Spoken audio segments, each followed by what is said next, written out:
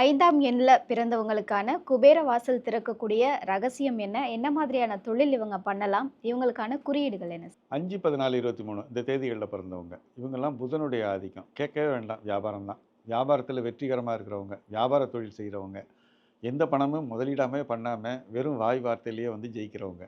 அந்த மாரி வந்து கமிஷன் அடிப்படையில உள்ளவங்க, கமிஷன் வாங்கக்கூடியவங்க.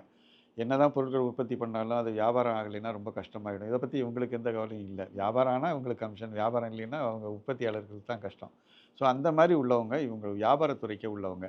5, 14, 23ங்கிறது ஒரு வசீகரம், ஒரு ஈர்ப்பு தன்மை உடையது. அந்த 5, 14, 23ங்கிறது.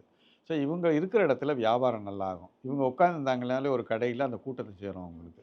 அதே மாரி 5, 14, 23ங்கிற அந்த தேதி வர்க்கங்கள் இருக்கு பார்த்தீங்களா, அந்த விலாசங்கள் வந்து ரொம்ப வெற்றிகரமான வியாபார விலாசங்களா இருக்கும். அதை நோக்கி ஈர்க்கப்படுவாங்க.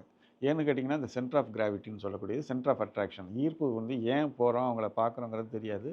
அங்க வந்து கூட்டம் அதிகமா இருக்கும். ஸோ ஓரளவு கூட்டம் வந்துருச்சுன்னா, மேற்கொண்டு மேற்கொண்டு கூட்டம் அதிகமாகிட்டே போகும். புதனுக்குரிய தன்மையே நீங்க பார்த்தீங்கன்னா, வியாபாரத்துறை தான். அது சந்தேகமே இல்லாம, நீங்க வியாபாரம் செய்யாம யார்ட்டயாவது வேலை பார்த்தீங்கன்னாக்கா, உங்களுடைய லக்கு வந்து ஓனருக்கு போயிடும். ஸோ அதனால நீங்க வந்து 3ஆம் நம்பர்காரங்கள் மாதிரி அடிமை தொழில் செய்ய வேண்டிய அவசியம் கிடையவே கிடையாது. என்ன தோணுதோ அத செய்யுங்க. ரொம்ப ரொம்ப முக்கியம் இதுல. 5ஆம் நம்பர்காரங்களுக்கு என்ன தோணுதோ அத செய்யணும்.